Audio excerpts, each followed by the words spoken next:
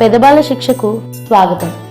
ముదాకరాత్తమోదకం సదా విముక్తి సాధకం కళాధరావతంసకం విలాసి లోకరక్షకం అనాయకైకనాయకం వినాశితే భదైత్యకం నతాసుభాసునాశకం నమామి తం వినాయకం. నదేతరాదిభీకరం నవోదితార్కభాస్వరం నమత్సురారినిచ్చరం నతాధికాపదుత్తరం. సురేశ్వరం నిధీశ్వరం గజేశ్వరం గణేశ్వరం మహేశ్వరం తమాశ్రయే పరాత్పరం నిరంతరం. సమస్తలోకశంకరం నిరస్తదైత్యపుంజరం దరేదరోదరం వరం వరే భవక్త్రమక్షరం. కృపాకరం క్షమాకరం ముదాకరం యశస్కరం మనస్కరం నమస్కృతాం నమస్కరోమి భాస్వరం. అకించనార్తిమార్జనం చిరంతనోక్తిభాజనం పురారి పూర్వనందనం సురారి గర్వచర్వణం. ప్రపంచనాశభీషణం ధనంజయాదిభూషణం కపోలదానవారణం భజే పురాణవారణం. నితాంతకాంతదంతకాంతిమంతకాంతకాత్మజం అచింత్యరూపమంతహీనమంతరాయ కృంతనం. హృదంతరే నిరంతరం వసంతమేవ యోగినాం తమేకదంతమేవ తం విచింతయామి సంతతం.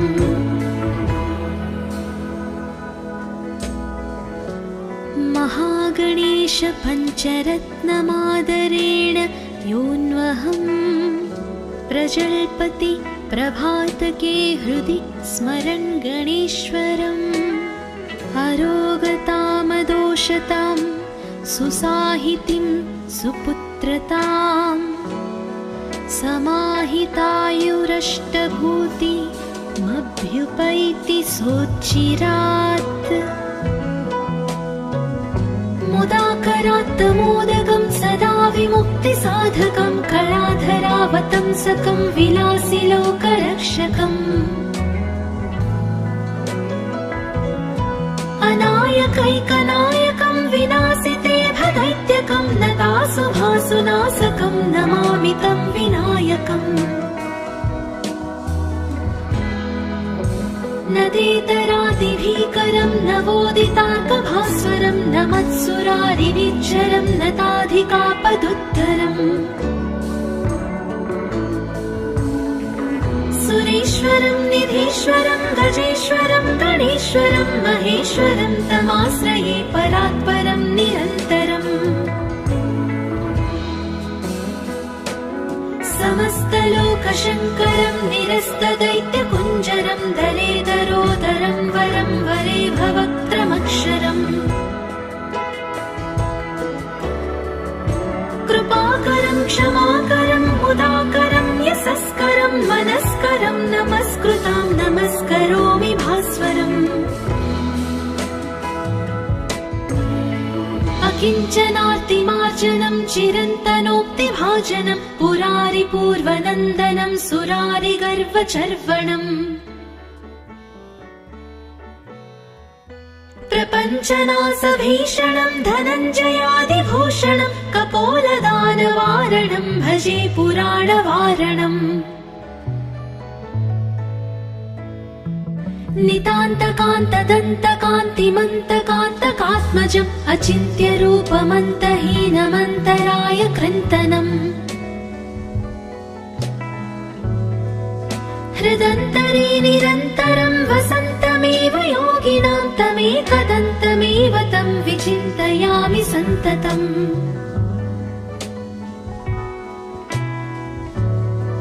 महागणेश पञ्चरत्नमादरेण योऽन्वहं प्रजल्पति प्रभातके हृदि स्मरन् गणेश्वरम्.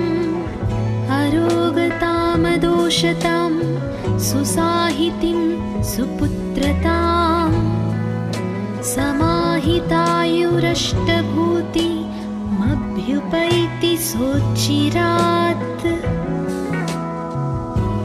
मुदाकरात् मोदकं सदा विमुक्तिसाधकं कलाधरावतंसकं विलासिलोकरक्षकम् अनायकैकनायकं विनाशिते भदैत्यकं नतासुभासुनाशकं नमामि तं विनायकम् नदेतरातिभीकरं नवोदितार्कभास्वरं नमत्सुरारिनिच्चरं नताधिकापदुत्तरम्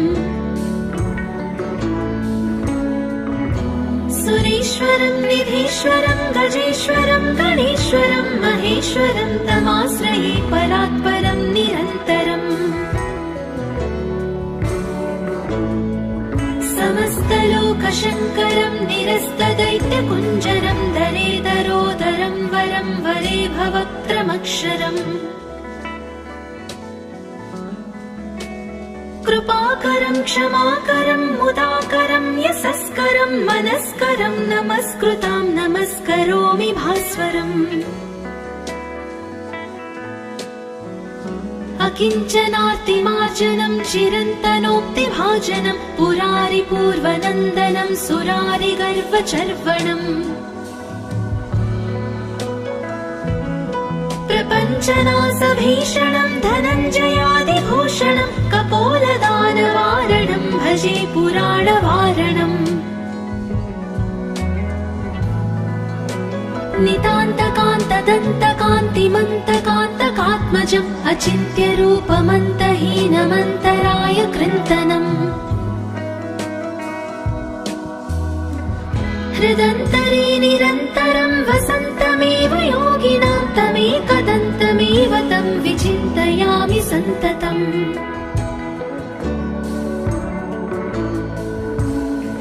महागणेश पञ्चरत्नमादरेण योऽन्वहम् प्रजल्पति प्रभातके हृदि स्मरन् गणेश्वरम् अरोगतामदोषतां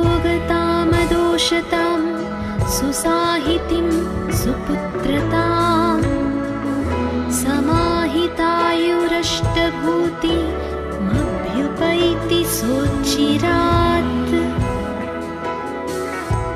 मुदाकरात् मोदकं सदा विमुक्तिसाधकं कलाधरावतंसकं विलासिलोकरक्षकम् अनायकैकनायकं विनाशिते भदैत्यकं नतासुभासुनाशकं नमामि तं विनायकम् नदेतरातिभीकरं नवोदितार्कभास्वरं नमत्सुरारिनिच्चरं नताधिकापदुत्तरम् सुरेश्वरं निधीश्वरं गजेश्वरं गणेश्वरं महेश्वरं तमाश्रये परात्परं निरन्तरम् समस्तलोकशङ्करं निरस्तदैत्यकुञ्जरं दरेदरोदरं वरं वरे भवक्त्रमक्षरम् कृपाकरं क्षमाकरं मुदाकरं यशस्करं मनस्करं नमस्कृतां नमस्करोमि भास्वरम् अकिञ्चनार्तिमार्जनं चिरन्तनोक्तिभाजनं पुरारिपूर्वनन्दनं सुरारिगर्वचर्वणम् प्रपञ्चनाशभीषणं धनञ्जयादिभूषणं कपोलदानवारणं भजे पुराणवारणम्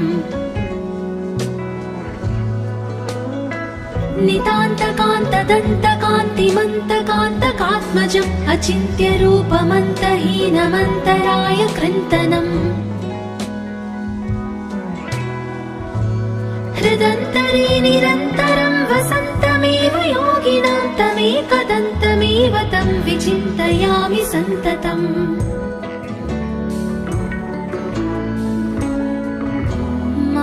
महागणेश पञ्चरत्नमादरेण योऽन्वहम् प्रजल्पति प्रभातके हृदि स्मरन् गणेश्वरम् अरोगतामदोषतां सुसाहितिं सुपुत्रताम् समाहितायुरष्टभूतिमभ्युपैति सोच्चिरात् मुदाकरात्तमोदकं सदा विमुक्तिसाधकं कलाधरावतंसकं विलासिलोकरक्षकम् अनायकैकनायकं विनाशिते भदैत्यकं नतासुभासुनाशकं नमामि तं विनायकम्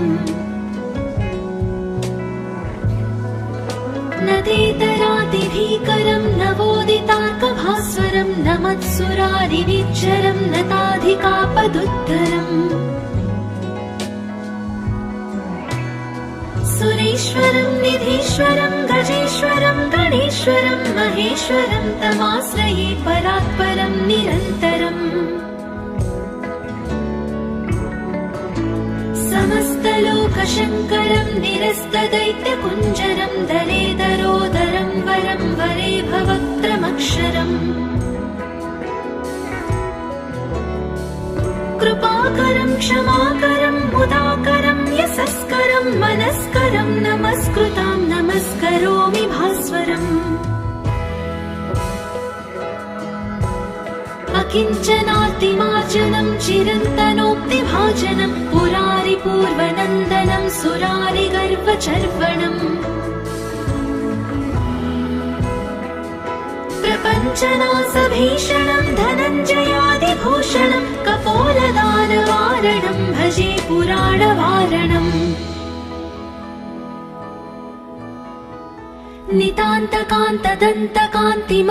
नितान्तकान्तदन्तकान्तिमन्तकान्तकात्मजम् अचिन्त्यरूपमन्तहीनमन्तराय कृन्तनम् हृदन्तरे निरन्तरं वसन्तमेव योगिनां तमेकदन्तमेव तं विचिन्तयामि सन्ततम्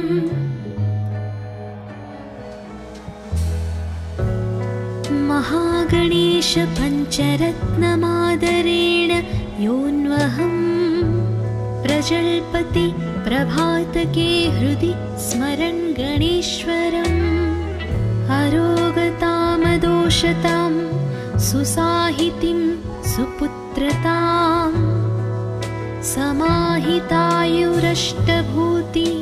समाहितायुरष्टभूतिमभ्युपैति सोच्चिरात्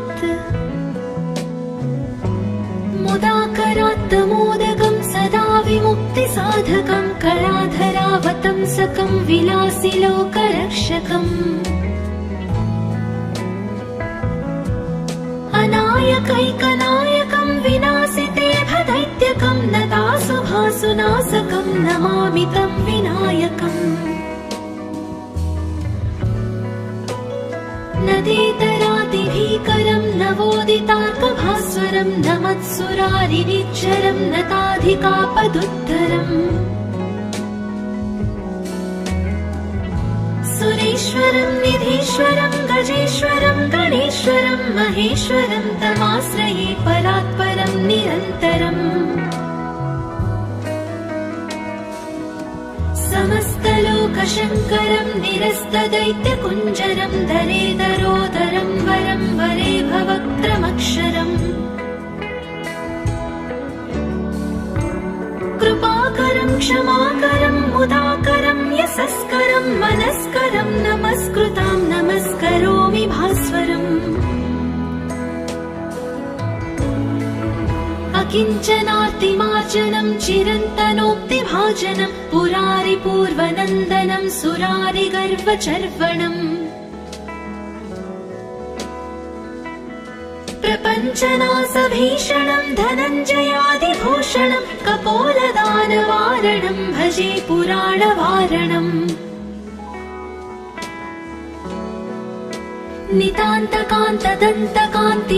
नितान्तकान्तदन्तकान्तिमन्तकान्तकात्मजम् अचिन्त्यरूपमन्तहीनमन्तराय कृन्तनम् हृदन्तरे निरन्तरं वसन्तमेव योगिनां तमेकदन्तमेव तं विचिन्तयामि सन्ततम्।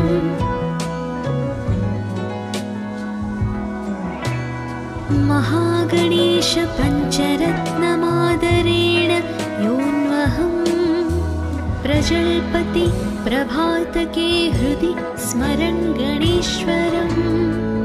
अरोगतामदोषतां सुसाहितिं सुपुत्रताम् समाहितायुरष्टभूतिमभ्युपैति सोच्चिरात्। मुदाकरात्तमोदकं सदा विमुक्तिसाधकं कलाधरावतंसकं विलासिलोकरक्षकम्। अनायकैकनायकं विनाशितेभदैत्यकं नतासुभासुनाशकं नमामि तं विनायकम्। नदेतरादिभीकरं नवोदितार्कभास्वरं नमत्सुरारिनिच्चरं नताधिकापदुद्धरम्। सुरेश्वरं निधीश्वरं गजेश्वरं गणेश्वरं महेश्वरं तमाश्रये परात्परं निरन्तरम्। समस्तलोकशङ्करं निरस्तदैत्यकुञ्जरं दरेदरोदरं वरं वरे भवक्त्रमक्षरम्। कृपाकरं क्षमाकरं मुदाकरं यशस्करं मनस्करं नमस्कृतां नमस्करोमि भास्वरम्। अकिञ्चनार्तिमार्जनं चिरन्तनोक्तिभाजनं पुरारिपूर्वनन्दनं सुरारिगर्वचर्वणम्। प्रपञ्चनाशभीषणं धनञ्जयादिभूषणं कपोलदानवारणं भजे पुराणवारणम्। नितान्तकान्तदन्तकान्तिमन्तकान्तकात्मजम् अचिन्त्यरूपमन्तहीनमन्तराय कृन्तनम्। हृदन्तरे निरन्तरं वसन्तमेव योगिनां तमेकदन्तमेव तं विचिन्तयामि सन्ततम्।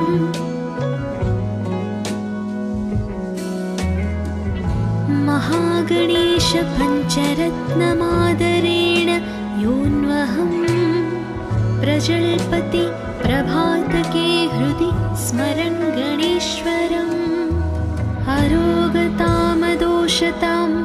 सुसाहितिं सुपुत्रताम् समाहितायुरष्टभूतिमभ्युपैति सोच्चिरात्। मुदाकरात्तमोदकं सदा विमुक्तिसाधकं कलाधरावतंसकं विलासिलोकरक्षकम्। अनायकैकनायकं विनाशितेभदैत्यकं नतासुभासुनाशकं नमामि तं विनायकम्। नदेतरादिभीकरं नवोदितार्कभास्वरं नमत्सुरारिनिच्चरं नताधिकापदुद्धरम्। सुरेश्वरं निधीश्वरं गजेश्वरं गणेश्वरं महेश्वरं तमाश्रये परात्परं निरन्तरम्। समस्तलोकशङ्करं निरस्तदैत्यकुञ्जरं दरेदरोदरं वरं वरे भवक्त्रमक्षरम्। कृपाकरं क्षमाकरं मुदाकरं यशस्करं मनस्करं नमस्कृतां नमस्करोमि भास्वरम्। अकिञ्चनार्तिमार्जनं चिरन्तनोक्तिभाजनं पुरारिपूर्वनन्दनं सुरारिगर्वचर्वणम्। प्रपञ्चनाशभीषणं धनञ्जयादिभूषणं कपोलदानवारणं भजे पुराणवारणम्। नितान्तकान्तदन्तकान्तिमन्तकान्तकात्मजम् अचिन्त्यरूपमन्तहीनमन्तराय कृन्तनम् हृदन्तरे निरन्तरं वसन्तमेव योगिनां तमेकदन्तमेव तं विचिन्तयामि सन्ततम्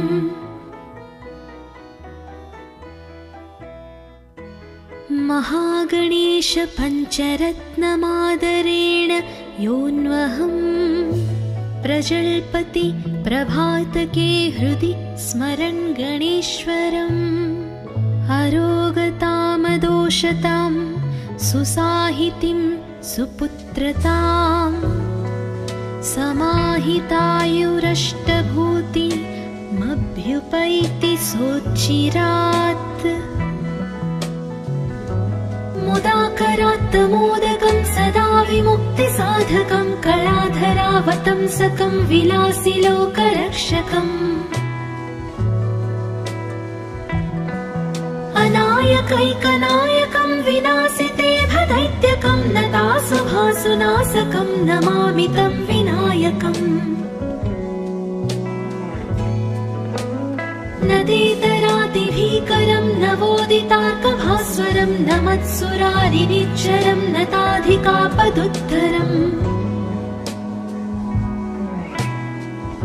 सुरेश्वरं निधीश्वरं गजेश्वरं गणेश्वरं महेश्वरं तमाश्रये परात्परं निरन्तरम् समस्तलोकशङ्करं निरस्तदैत्यकुञ्जरं दरेदरोदरं वरं वरे भवक्त्रमक्षरम् कृपाकरं क्षमाकरं मुदाकरं यशस्करं मनस्करं नमस्कृतां नमस्करोमि भास्वरम् अकिञ्चनार्तिमार्जनं चिरन्तनोक्तिभाजनं पुरारिपूर्वनन्दनं सुरारिगर्वचर्वणम्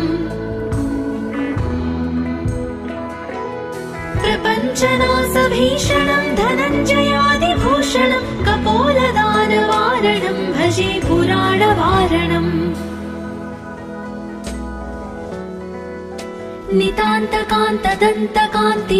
नितान्तकान्तदन्तकान्तिमन्तकान्तकात्मजम् अचिन्त्यरूपमन्तहीनमन्तराय कृन्तनम् हृदन्तरे निरन्तरं वसन्तमेव योगिनां तमेकदन्तमेव तं विचिन्तयामि सन्ततम्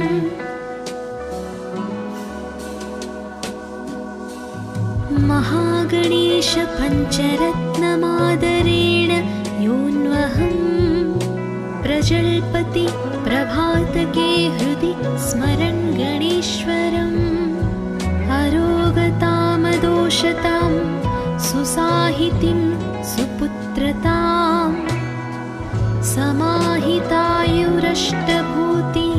समाहितायुरष्टभूतिमभ्युपैति सोच्चिरात् मुदाकरात् मोदकं सदा विमुक्तिसाधकं कलाधरावतंसकं विलासिलोकरक्षकम्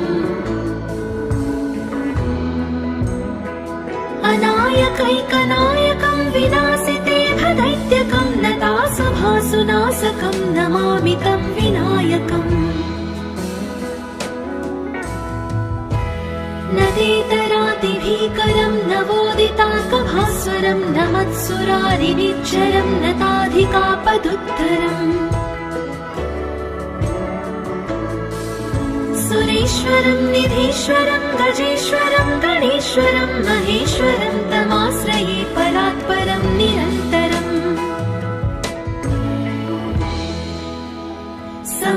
समस्तलोकशङ्करं निरस्तदैत्यकुञ्जरं दरेदरोदरं वरं वरे भवक्त्रमक्षरम् कृपाकरं क्षमाकरं मुदाकरं यशस्करं मनस्करं नमस्कृतां नमस्करोमि भास्वरम् अकिञ्चनार्तिमार्जनं चिरन्तनोक्तिभाजनं पुरारिपूर्वनन्दनं सुरारिगर्वचर्वणम् प्रपञ्चनासभीषणं धनञ्जयादिभूषणं कपोलदानवारणं भजे पुराणवारणम्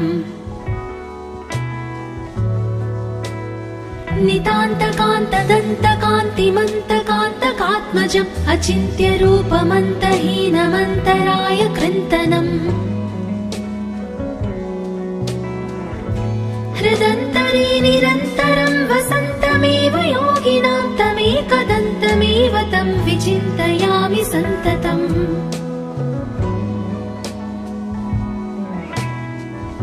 महागणेश पञ्चरत्नमादरेण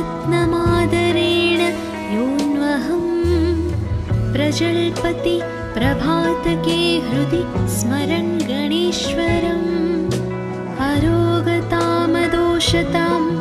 सुसाहितिं सुपुत्रतां समाहितायुरष्टभूति मभ्युपैति सोच्चिरात् मुदाकरात् मोदकं सदा विमुक्तिसाधकं कलाधरावतंसकं विलासिलोकरक्षकम्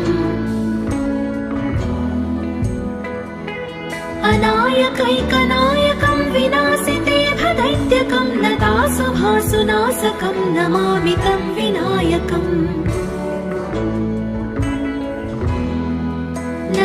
नदेतरातिभीकरं नवोदितार्कभास्वरं नमत्सुरारिनिच्चरं नताधिकापदुत्तरम् सुरेश्वरं निधीश्वरं गजेश्वरं गणेश्वरं महेश्वरं तमाश्रये परात्परं निरन्तरम् समस्तलोकशङ्करं निरस्तदैत्यकुञ्जरं दरेदरोदरं वरं वरे भवक्त्रमक्षरम् कृपाकरं क्षमाकरं मुदाकरं यशस्करं मनस्करं नमस्कृतां नमस्करोमि भास्वरम् अकिञ्चनातिमार्जनं चिरन्तनोक्तिभाजनं पुरारिपूर्वनन्दनं सुरारिगर्वचर्वणम् प्रपञ्चनासभीषणं धनञ्जयादिभूषणं कपोलदानवारणं भजे पुराणवारणम्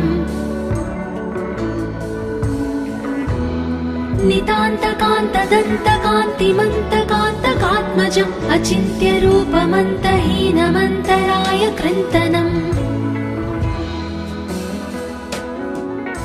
हृदन्तरे निरन्तरं वसन्तमेव योगिनां तमेकदन्तमेव तं विचिन्तयामि सन्ततम्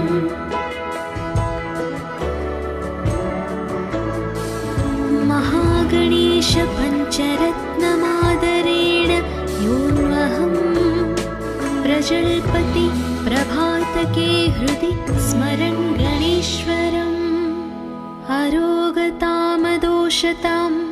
सुसाहितिं सुपुत्रतां समाहितायुरष्टभूति मभ्युपैति सोच्चिरात् मुदाकरात् मोदकं सदा विमुक्तिसाधकं कलाधरावतंसकं विलासिलोकरक्षकम् अनायकैकनायकं विनाशिते भदैत्यकं नतासुभासुनाशकं नमामि तं विनायकम् नदेतरातिभीकरं नवोदितार्कभास्वरं नमत्सुरारिनिच्चरं नताधिकापदुत्तरम् सुरेश्वरं निधीश्वरं गजेश्वरं गणेश्वरं महेश्वरं तमाश्रये परात्परं निरन्तरम् समस्तलोकशङ्करं निरस्तदैत्यकुञ्जरं दरेदरोदरं वरं वरे भवक्त्रमक्षरम् कृपाकरं क्षमाकरं मुदाकरं यशस्करं मनस्करं नमस्कृतां नमस्करोमि भास्वरम् किञ्चनार्तिमार्जनं चिरन्तनोक्तिभाजनं पुरारिपूर्वनन्दनं सुरारिगर्वचर्वणम् प्रपञ्चनासभीषणं धनञ्जयादिभूषणं कपोलदानवारणं भजे पुराणवारणम्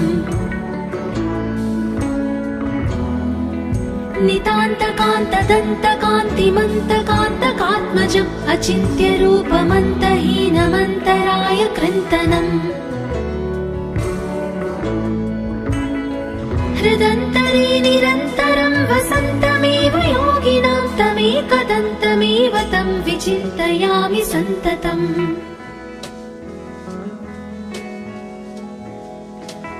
महागणेश पञ्चरत्नमादरेण योऽन्वहं प्रजल्पति प्रभातके हृदि स्मरन् गणेश्वरम् अरोगतामदोषतां सुसाहितिं सुपुत्रतां समाहितायुरष्टभूतिमभ्युपैति सोच्चिरात्